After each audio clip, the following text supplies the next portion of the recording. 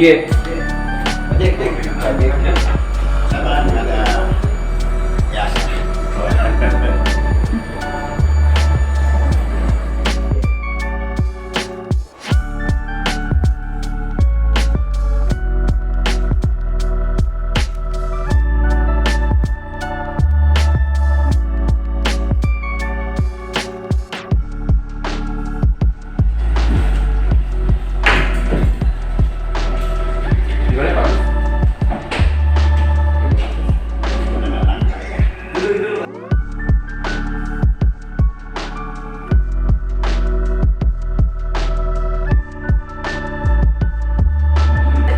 Iya.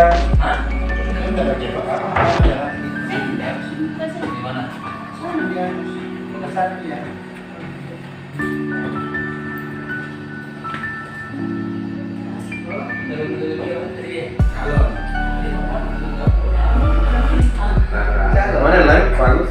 Masih di mana guys? Kamu nggak sayang? Sama ini dan anak-anak. Ada itu.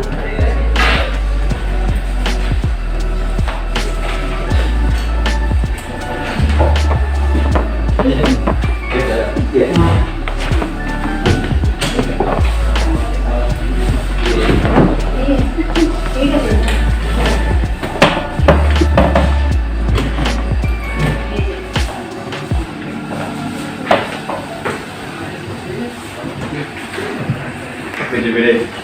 Ya, sama Pak. Kita sebentar mengakhiri penetapan DPR. Sudah ini kesepakatan bersama. Sama. Clear di Agustus ya. Ya, videonya di kalau kita upload ya.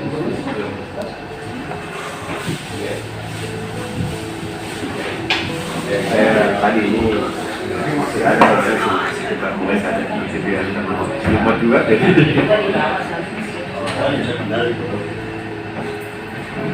Berangkat ke Makassar dari Makassar. Formatum dari Ya, ya subuh dengan sendiri.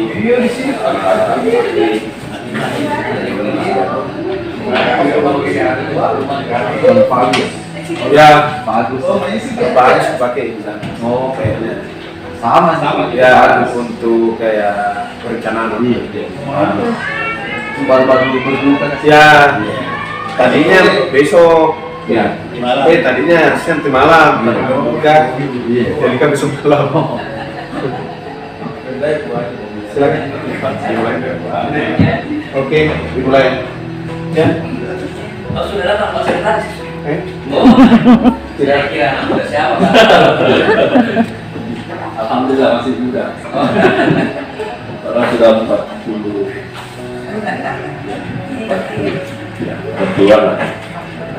Berjuang. Assalamualaikum warahmatullahi wabarakatuh. Yang saya hormati segenap anggota DPRD Kabupaten Kauman beserta seluruh rombongan yang hadir. Yang saya hormati Bu Risma dan Pak Sudi selaku fungsional perencana dan juga selaku tim penyusun DPRD Kabupaten Maros. Pertama-tama kami perkenalkan diri, kami Irfan, kebetulan Sekretaris Pembangunan Ibadah Kabupaten Maros. Sebenarnya Pak Kabar yang menerima bapak-bapak semua, cuma pada saat yang bersama beliau menghadiri kegiatan di Makassar. Olehnya itu dia mewakilkan kepada kami untuk menyambut bapak-bapak semua dari format. Kami berharap tidak mengurangi rasa hormat kami dan penghargaan kami dan kebanggaan kami untuk dapat menerima segenap anggota DPRD dari Kabupaten Kauman serta rombongan. Pertama-tama, alhamdulillah kita syukur kepada Allah Subhanahu Wa Taala atas limpahan rahmat dan nikmat yang diberikan kepada kita sehingga pada hari ini kami secara bersama-sama dapat menerima segenap anggota dewan yang terhormat untuk melaksanakan bertukar informasi lah kalau kita bisa sharing terkait dengan kegiatan RPDPD yang saya kira tahapannya semua sudah hampir sama ya.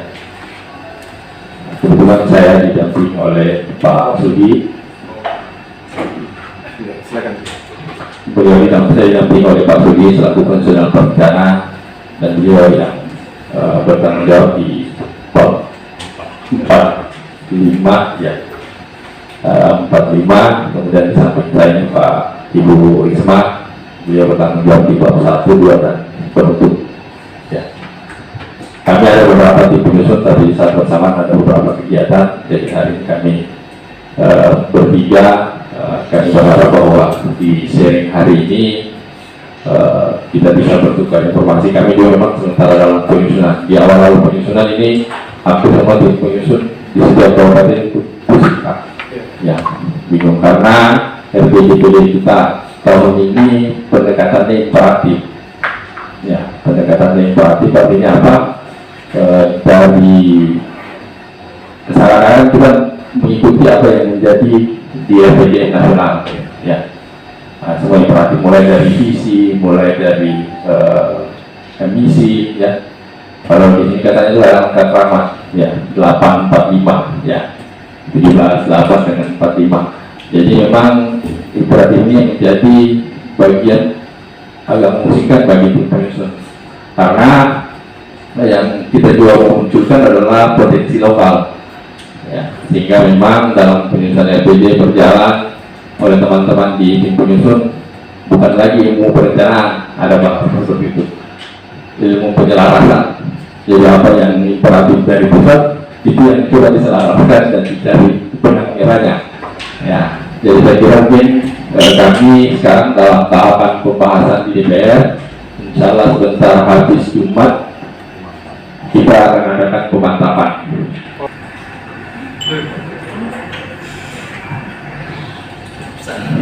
Ya, kita sudah kurang lebih sebulan ini melakukan pembahasan dengan DPRD terkait dengan RPJMD, dan kebetulan juga tim ahli pendamping kami juga Pak Agus Salim ya. Pak Agus Salim yang menjadi pendamping kami dengan Prof. Langkala ya. Jadi di pembahasan ini insya Allah sebentar sudah pemantapan, dan insya Allah di minggu depan akan dilaksanakan paripurna persetujuan bersama Kementerian DPD sebelum ditetapkan. Tentunya sebentar juga saya akan dampingi mungkin secara teknis dan secara substansi ya mengenai isi ya. Kalau kami di Maros ini visinya karena kita memang di RPJ harus menyesuaikan dengan RPJ nasional, karena kita sebagai daerah penyangga IKN ya, ini juga menjadi bahan pertimbangan di dalam penyusunan RPJ kami. Kita di visi itu di mandiri, maju, berkelanjutan dalam ekosistem ekonomi jasa. Jadi ada beberapa, kalau di pusat RPJMN itu dia berdaulat, maju dan berkelanjutan ya. Jadi memang ada visi yang memang nomenklatur visi itu yang harus namanya imperatif, jadi kita tidak boleh keluar dari situ ya, tidak keluar dari situ. Jadi ini hal-hal mungkin yang mungkin didapat oleh di Polman juga tidak besar di Maros juga seperti itu. Mungkin itu saja sekedar pengantar. Secara teknis mungkin ada yang dipertanyakan terkait dengan permasalahan-permasalahan. Di samping saya ada Bu Risma dan Pak Sudi yang memang bergelut di permasalahan penyusunan secara teknis maupun substansi. Karena itu memang pembahasannya cukup alot. Kemarin kami di DPR sampai beberapa kali melakukan beberapa perubahan karena penyesuaian dengan karena yang kita munculkan juga terkait dengan potensi lokal. Nah, ini yang kadang menjadi pembahasan yang cukup alot, sehingga kita juga tidak mau imperatif sekali ya mengikuti apa yang dari atas, dan kita cuma munculkan juga potensi lokal di situ yang memang perlu dikembangkan di RPJMD. Mungkin itu saja sebagai pengantar, dan mungkin selanjutnya saya silakan ke yang mau pilih untuk dapat berikan kepada Bapak Elvira. Baik, terima kasih Pak. Pertama-tama saya selaku Ketua DPRD Kabupaten Pulau Mandar hadir di sini bersama dengan Pak Wakil Ketua Pak Herdi Desa, bersama dengan bagaimana dalam pembahasan RPJMD untuk 2025-2045 untuk Kabupaten Polri Mandar ini kami bukan dalam bentuk pansus tapi gabungan komisi. Jadi memang kita harapkan bagaimana semua komisi ini bisa terlibat dalam pembahasan RPJMD yang lebih representatif begitu, Pak. Bersama juga dengan Pak Sekwan dan seluruh jajaran yang hadir yang mendampingi kami. Terima kasih Pak Sekban. Pertama, mari kita ucapkan syukur alhamdulillah atas kesehatan yang selalu diberikan kepada kita semua sehingga pada hari ini kita bisa hadir di Maros, di Bapeda Maros dalam rangka sesuai dengan surat kita yang masuk bahwa terkait dengan pembahasan RPJMD ini hampir semua kabupaten sedang running untuk bagaimana menyelesaikan terkait RPJMD di masing-masing daerah.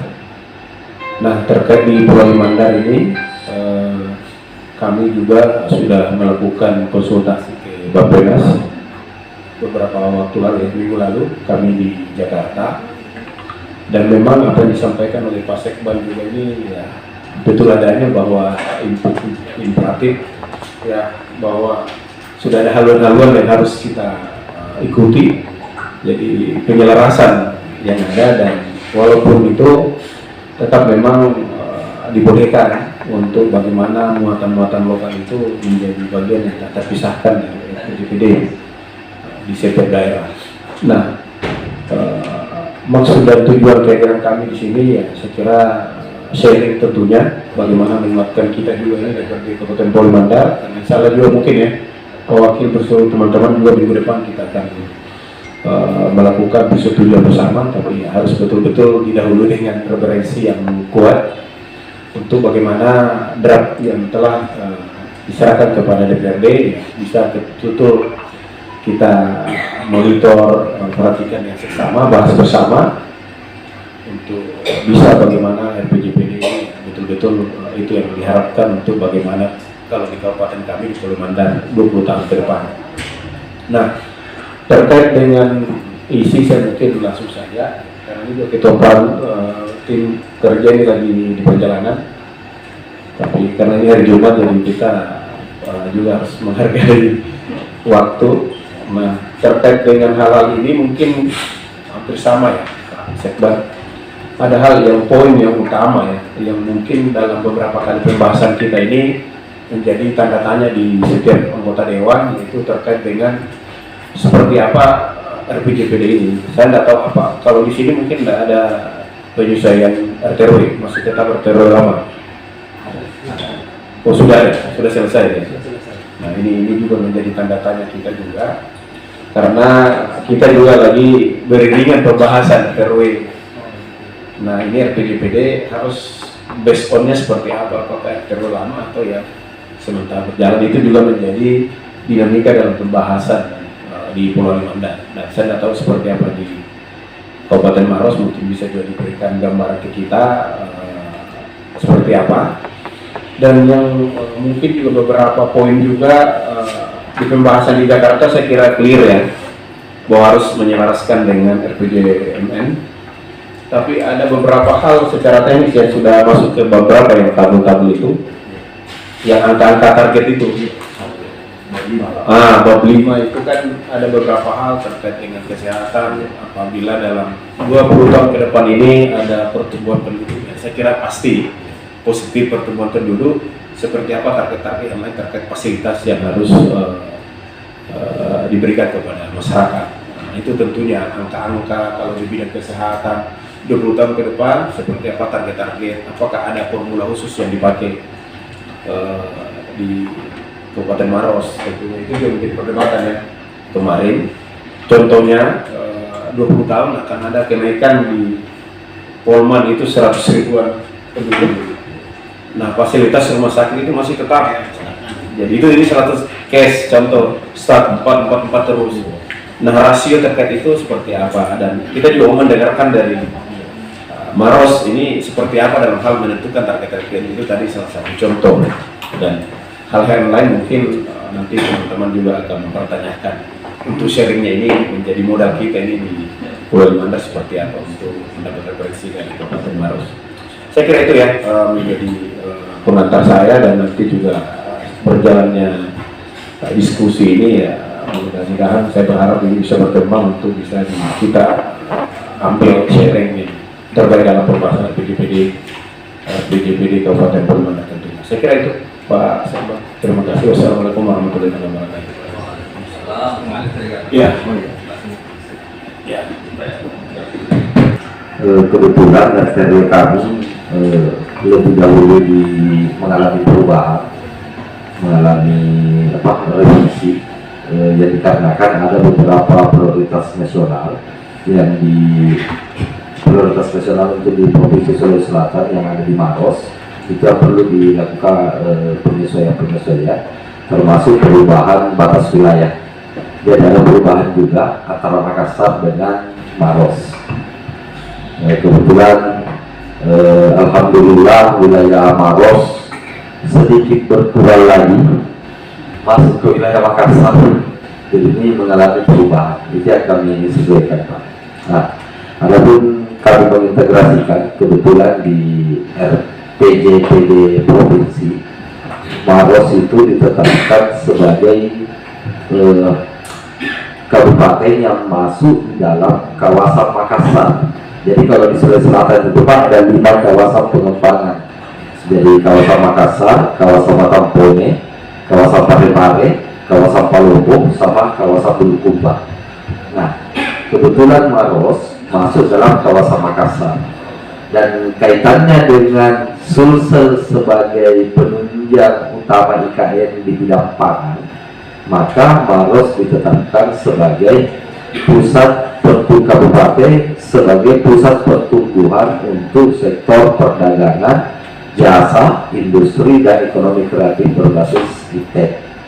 Nah, kemudian ada lagi pengembangan potensi wilayah yang nantinya akan terintegrasi langsung ke provinsi, adalah salah satunya pengembangan kawasan sapi foto, pengembangan kawasan industri, pengembangan kawasan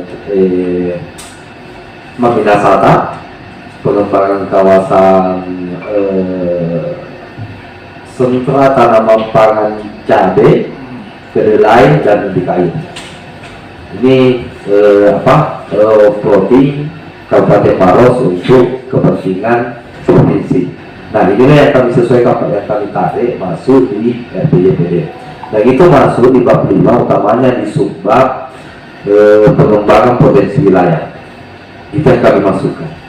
Jadi itu pengintegrasian RTRW kami. Jadi nanti kami melihat di RTRW di kecamatan mana yang cocok ditempatkan arahan-arahan itu tadi. Nah, ini yang kami langsung plotin nanti di tiap kecamatan yang ditunjuk dalam RTRW Pak. Itu yang kami masukkan. Yang pertama. Terus yang kedua mengenai target ya, tujuannya misalnya Faskes, fasilitas terkait dengan masalah pertumbuhan penduduk. Kalau kami itu Pak proyeksikan di tahun 2045 itu Maros sudah berpenduduk 600.000. Itu proyeksikan. Dari kondisi sekarang ini di awal ini kurang lebih 400.000 jumlah penduduk. Itu akan mengalami pertumbuhan penduduk itu di 2045 itu sampai dengan 600.000 kurang lebih. Iya. Nah, itu yang pertama. Yang kedua mengenai strategi. Jadi di awal itu Pak oleh tenaga ahli kami itu sudah dikasih metode bagaimana membuat indikator termasuk targetnya. Jadi salah satu prinsip yang digunakan itu adalah tidak memasukkan ke dalam RPJPD indikator-indikator yang dapat diselesaikan dalam waktu 1 tahun dan 5 tahun. Itu tidak kami masukkan. Yang kami masukkan itu adalah indikator-indikator yang tingkat penyelesaiannya itu membutuhkan waktu 20 tahun. Itu prinsip yang kami pakai. Sehingga hal-hal yang sifatnya misalnya pembangunan puskesmas, pembangunan rumah sakit itu kami tidak masukkan sebagai indikator. Yang kami masukkan misalnya angka rata-rata angka hidup, usia hidup, kemudian tingkat penurunan stunting, angka ini Pak yang kami masukkan. Jadi nanti untuk mengenai vaskesnya itu masuk di RPJMD gitu. Dia menjadi turunan gitu. Itu Pak, strategi yang kami gunakan. Jadi kami tidak menghitung berapa kebutuhan rumah sakit yang perlu kami tambah kaitannya dengan pertumbuhan penduduk gitu. Masih sifat general ya? Masih general sekali Pak, masih makro sekali gitu. Belum kepada operasionalnya dulu gitu Pak. Jadi ini kami mencoba menghindari itu. Tapi petunjuk dari Pak Anusam juga gitu. Iya, itu yang kami gunakan Pak. Kemudian kami mencermati juga mencermati RPJPD dan RPJPD provinsi, dia juga tidak menggunakan itu. Itu jadi hal-hal yang dapat diselesaikan dalam jangka waktu tahunan atau 5 tahunan itu tidak kami masukkan. Secara teknis detail itu tidak terlalu. Iya, tidak terlalu detail. Makanya di situ kami tidak menyebut dulu urusan, tidak ada urusan. Maksudnya tidak ada urusan sesuai dengan urusan yang ada di Undang-Undang 23, Ya. gitu. Kami coba menyebut misalnya untuk transformasi sosial itu misalnya masalah mencerdaskan masyarakat, masalah sehat, dan masalah perlindungan sosial. Kami tidak menyebut misalnya urusan pendidikan, urusan kesehatan, gitu Pak. Jadi begitu strategi yang kami gunakan karena ini sifatnya general. Adapun angka-angka itu kami sesuaikan target itu dengan tema setiap tahapan RPJPD selama 4 periode itu. Jadi misalnya RPJPD tahap pertama, tahap kedua, tahap ketiga, tahap keempat. Tahap pertama itu adalah kalau kami penguatan dasar transformasi, kemudian yang kedua adalah transformasi pembangunan, kemudian ketiga adalah akselerasi transformasi pembangunan, kemudian yang keempat adalah pemantapan capaian transformasi pembangunan. Nah, kami menempatkan target itu sesuai dengan tema ini. Misalnya, tidak mungkin kami menempatkan angka tinggi, target tinggi kalau masih pada tahap penguatan dasar transformasi. Nah, begitu juga sebaliknya, tidak mungkin kami menempatkan target rendah kalau pada tahap akselerasi. Logikanya kalau akselerasi mestinya tinggi karena ada percepatan. Begitu. Jadi begitu metode kami Pak, yang kami pakai untuk membuat target-target setiap periode. Malahan secara bercanda kami sampaikan ke anggota DPRD di pada saat pembahasan bahwa sebenarnya ini peluang kalau kita mau lihat bahwa di periode berapa Bapak Ibu mau maju jadi bupati. Kalau mau setengah mati, jangan maju ke periode yang targetnya tinggi, cari yang targetnya rendah, supaya nanti bisa jadi juara politis untuk ini, untuk kampanye. Jadi itu Pak. Jadi kalau misalkan dalam transformasi ekonomi, bagaimana di situ penjabaran tidak ada? Kayak target-target, misalnya sampai 20 tahun. Oh, iya. Kalau transformasi ekonomi sama Pak, tetap mengikuti itu, cuma kami juga melihat kecenderungan atau tren gitu. Jadi contoh misalnya, kalau kebetulan kami di Provinsi Sulawesi Selatan, awalnya itu kami dibebani target indeks ekonomi biru. Waktu itu kami sempat protes bahwa tidak mungkin Maros mencapai target indeks ekonomi biru karena Maros itu potensinya tidak bisa memenuhi potensi sesuai dengan komposisi penghitungan indeks ekonomi biru. Salah satu komposit indeks ekonomi biru kan kepulauan Pak. Tenaga kerja bekerja di pulau, kemudian berapa PDRD yang ada di pulau itu, nah sementara kami tidak punya pulau.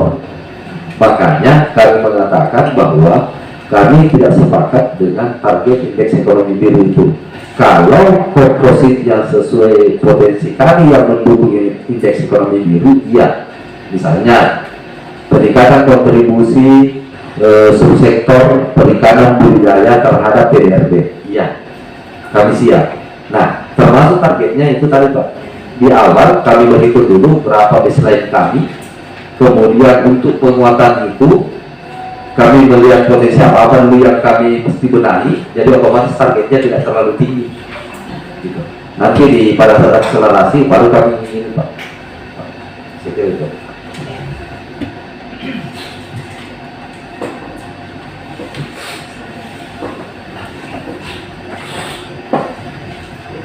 memang dalam detail-detail itu memang nggak dimasukkan ya PJM dan juga nggak ada ya.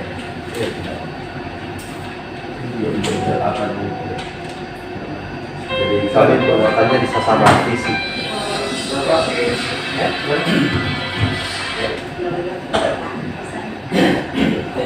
Cuma datang dulu wakil. Sini ke bawahnya. Sini. Ya. Dan belakangan langsung ke di atas sampingnya Pak Ketua. Oh, buat terus. Ya, terima kasih Pak Ketua, Pak Sekban yang saya hormati beserta seluruh jajaran yang hadir, Pak Ketua, Pak Bapak Ibu Wakil Ketua DPRD Wali Mandar dan anggota tim yang saya hormati, Pak Sekban dan seluruh jajaran yang juga kami hormati dan cintai juga. Pertama tentu saya langsung saja Pak Sekban menyambung pada apa yang disampaikan tadi dalam komentar oleh Pak Ketua dan diskusi awal yang juga sudah diapresiasi oleh Bapak siapa di samping kiri kita? Sudirman. Ya, Pak Sudirman ya. Saya kira sama kita pahami bahwa RPJP yang ada dalam menjadi pedoman kerja 20 tahunan kita ini memang rupanya memang sudah seperti itu formatnya ya, infak ya yang kita disampaikan. Jadi kita tinggal melakukan penyesuaian pada apa yang menjadi potensi daerah kita dengan tema nasional yang ada. Begitu juga dengan harmonisasi pada provinsi ya. Jadi, tentu ada beberapa isu-isu ya atau hal-hal yang menjadi kelemahan kita di dalam melihat dan mencermati pada potensi apa yang ada, termasuk tentu tadi sudah disampaikan bahwa salah satu isu yang hari ini yang di internal saya tidak apa-apa kita buka sedikit ini Pak Ketua ya, ini supaya kita dapat sharing ini karena agak melemahnya pertumbuhan ekonomi ya, ini saya sedikit agak masuk ke konten ini Pak ya, melemahnya pertumbuhan ekonomi. Tadi sudah didrive oleh Pak Sudir bahwa ini RPJP Kabupaten Maros ini sudah didesain bagaimana kerja-kerja 5 tahunan itu terukur ya, dengan ada tahap pertama, tahap kedua, tahap ketiga sudah masuk akselerasi, dan tentu di atasnya akselerasi itu tahap yang keempat. Ini kerja yang kita sudah ya, kalau istilah Pak Harto dulu ada lepas langkah sedikit ya, jadi mungkin sudah fase itu kita sudah fase lepas langkah ya. Nah ya berita ya Anda yang cukup akrab kita paham. Saya kembali ke akar permasalahan kami hari ini. Polwali Mandar ini kita harus akui bahwa kita agak sedikit melemah di pertumbuhan ekonomi ya, karena beberapa mungkin pertama kita didera dengan COVID apa segala macam dengan tahun terakhir ini, tetapi satu hal yang kita mesti ukur secara bersama-sama ini berkenaan dengan cerita orang tentang bonus demografi. Nah ini sementara dengan melemahnya kondisi ekonomi hari ini, pertumbuhan ekonomi kita agak sedikit melambat ini angkatan kerja kita juga semakin bertumbuh, bertambah banyak ya. Kita alhamdulillah Polwali Mandar hari ini juga sudah beberapa perguruan tinggi yang ada di sana. Nah, termasuk ini angkatan-angkatan kerja yang berpotensi menambah pengangguran. Ini kalau kita sebut seperti itu. Sementara potensi kita hari ini untuk Polwali Mandar, kita belum ada industri yang sama dengan di Maros mungkin ini ya, ada industri Bosowa kan, misalnya Bosowa yang bisa manpowernya itu kelihatan ada banyak lah industri sini, apalagi ini berdekatan dengan kawasan misalnya. Nah itu juga menjadi nilai plus daripada Kabupaten Maros. Kalau kami di sana ya hampir hari ini belum ada identifikasi kita berkenaan dengan industri ya Pak Sekwannya, belum ada industri yang menyerap tenaga kerja yang begitu banyak. Nah ini mau tidak mau ini menjadi benturan kepemimpinan yang akan datang Ya, bagaimana sedikit memberikan solusi, bagaimana Maros ini, ya kalau mungkin angka pengangguran mungkin di Maros ini relatif masih teratasi gitu ya. Oh sudah jadi. Ini mungkin treatmentnya ini ya, karena ini menjadi satu, kalau tadi disebut bahwa ya apapun namanya RPJP ini adalah pedoman perencanaan kita ya. Kalau mau bupati dan wakil bupati terpilih ya ini pedomannya nanti, tinggal melakukan akselerasi pada apa yang menjadi visi-visi yang ada di dalam RPJP ini. Nah, selanjutnya itu agak susah karena nanti akan dikatakan wah ini bupati yang gagal ini membawa daerah ini berselancar dengan cepat. Jadi saya kira itu mungkin yang perlu kami minta sedikit gambaran dari Pak Sudi ataupun Pak Kesban atau siapa saja dari Maros ini berkenaan dengan genset hari ini dengan set yang mau tidak mau ini menjadi tantangan besar kita ke depan. Kalau kami di Polewali Mandar Pak, penyumbang terbesar ke DRP kita ini memang baru dari sektor pertanian, ya sektor pertanian, perikanan, jasa dan baru itu. Tapi hal ini juga kita masih akui karena kenapa itu menjadi sedikit melemah, karena ya petani kita dan perikanan kita ini masih cenderung konvensional juga, ya, belum juga melakukan mekanisasi untuk penggunaan pertanian betul-betul juga yang alat tangkap perikanan sedikit menuju modern. Saya kira itu Pak, saya kembalikan kepada pimpinan. Terima kasih.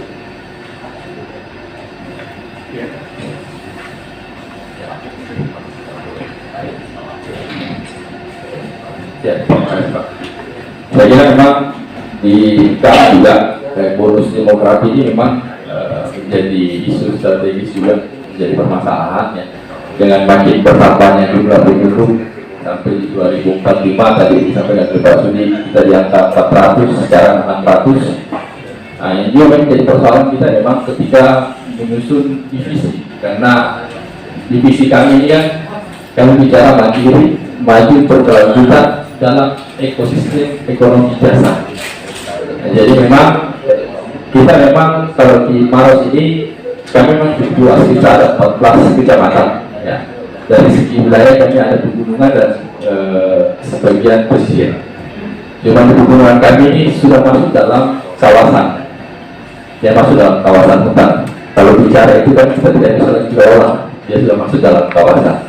Nah, jadi memang di visi ketika kita merumuskan visi ini, makanya di kalimat terakhir adalah tulisan dalam ekosistem ekonomi jasa. Jadi fokus memang di ekonomi jasa, walaupun memang dari hitungan-hitungan kita yang tadi kondisi sekarang memang makanya kita fokusnya di situ, di ekonomi jasa. Karena kalau kita bicara pengolahan lahan, kami sebagian besar wilayah kami masuk dalam kawasan. Apalagi di sisi timur barat ini semua wilayahnya masuk dalam kawasan. Dan itu bisa diapakan kalau kita bisa. Nah ini juga berangkat dari fokus demokrasi tadi, ya mulai pertambahan penduduk, sehingga nanti kita akan pusing ketika kita bicara di mana lagi lokasi-lokasi yang memang bisa kita distribusikan baik masalah pertumbuhan penduduk itu. Apalagi kami berbatasan langsung dengan Kota Makassar. Tentunya ini menjadi tantangan. Nah, makanya kita akan fokus nanti diselesaikan di bagaimana peningkatan PDRB-nya melalui ekonomi jasa tadi. Ya, mungkin ada tambahan saya. Pada pimpinan. Jadi terus terang Pak, dari dulu itu saya bilang banyak orang yang beranggapan bahwa adanya keberadaan bandara itu mungkin menunjang pertumbuhan ekonomi Maros. Tapi sebenarnya di satu sisi, sebenarnya itu juga menjadi bumerang buat kami Pak. Terus terang. Malahan saya bilang bahwa kalau kita mau melihat, kalau berkaca di pertumbuhan ekonomi, mungkin iya. Tapi sebenarnya kalau berbicara kestabilan ekonomi, mungkin jauh lebih stabil, seandainya tidak ada bandara, gitu. Karena kenapa? Pertumbuhan ekonomi kan dipengaruhi oleh 17 sektor lapangan usaha. Nah, salah satunya saja mendominasi, maka yang lain itu tidak kelihatan kontribusinya. Nah, akhirnya apa yang terjadi? Yang terjadi adalah pertumbuhan ekonomi kita mengalami ketergantungan terhadap satu sektor. Nah, artinya ini rawan sekali karena begitu dia turun, otomatis kita terjun bebas. Dan ini kami alami waktu COVID. Waktu COVID, sebelum COVID itu, pertumbuhan ekonomi kami itu ada di angka 10%, Pak. Begitu terjadi COVID, otomatis bandara tutup, tidak bisa apa-apa. Kami terjun bebas ke minus 10, sekian. Itu terjun bebas, Pak.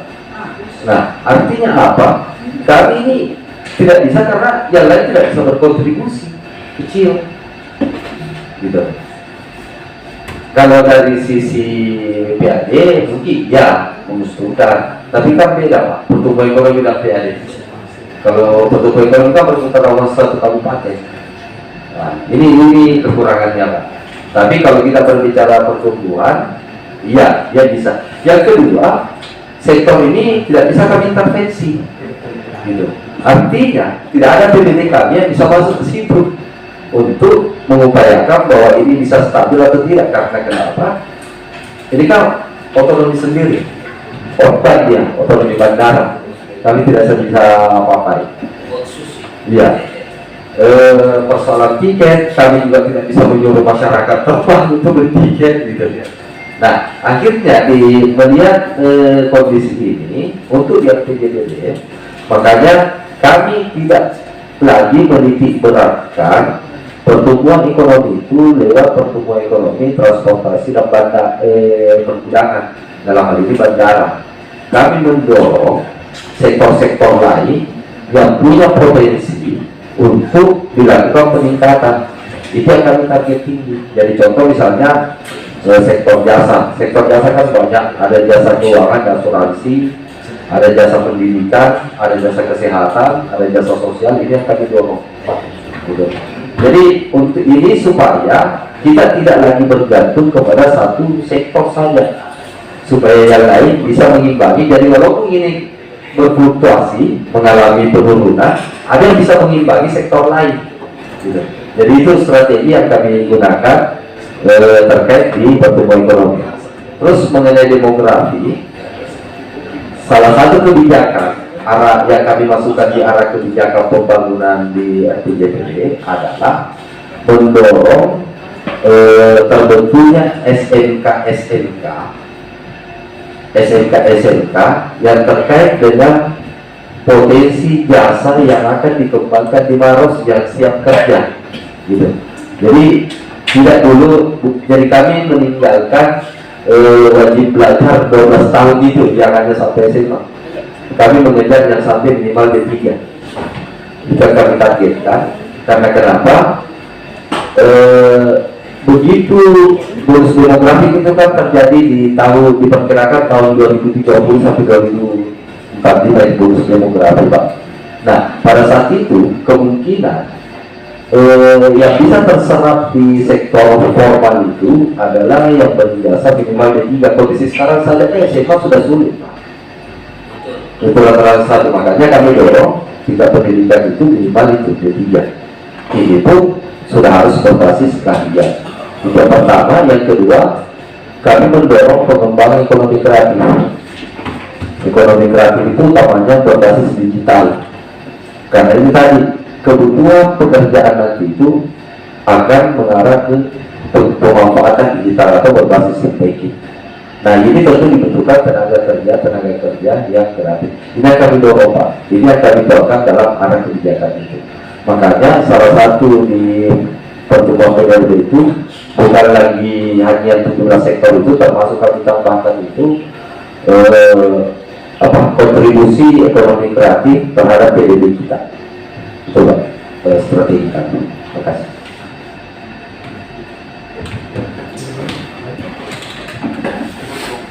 Cukup ya? Saya kira cukup ya? Saya kira terkait dengan draft RPJMD ini kan hampir sama semua draft dari RPJMD dan hal-hal ya, saya kira sharing ya buat kita teman-teman pimpinan dan anggota tim ini gabungan komisi, bahwa ada hal yang penting juga memang kalau kajian kita tuntas ya dalam hal penetapan kebijakan. Ini baru tahapan kebijakan ini kalau RGPD kebijakan 20 tahun ke depan. Jadi kalau kajiannya bagus ya, saya kira dalam target-target teknis bukan cuma menambah sekolah 4, tapi bisa saja nanti 10 tahun SMK yang ini biar bagaimana terkait tadi Pak Farid bilang tenaga kerja harus disiapkan apa semua kan. Saya kira seperti itu ya. Jadi ini nanti kita kembangkan nanti di pembahasan selanjutnya dengan eksekutif pengelola mandat untuk bagaimana pembahasan PJPD ini bisa clear dan referensinya bagus untuk finalisasi pemantapan PJPD kami di 2023-2024. Saya kira itu ya Pak Sekbar, terima kasih untuk penerimaannya. Saya kira ini cukup luar biasa. Mohon kalau ada hal-hal yang kurang mohon dimaklumi. Saya kira itu, terima kasih.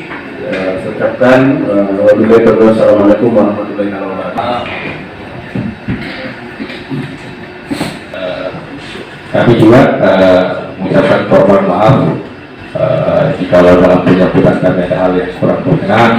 Saya kira sering ini juga kami juga masih dalam terus melakukan perbaikan karena memang karena tadi sudah disampaikan di awalnya adalah imperatif. Jadi memang kemampuan tim penyusun untuk mencari celah-celah terkait bagaimana potensi lokal ini bisa terus kita gali sehingga paling tidak bisa tertuang di dalam RPJMD. Karena ini sudah imperatif, jadi teman-teman di tim penyusun ini mencoba menggali. Tadi sudah disampaikan oleh Pak Sudi, ketika dulu kita berganti hanya 2 bicara terkait dengan bandara dan perundangan. Yang di PJJ ini bisa termasukkan beberapa potensi lain sehingga memang ini sudah menjadi bisa terlupakan nanti di dokumen perencanaan. Saya kira itu saja dan sekali lagi mohon maaf jika dalam penerimaan kami ada yang kurang berkenan dan saya kira terima kasih atas kehadiran kita semua. Demikian, assalamualaikum warahmatullahi wabarakatuh.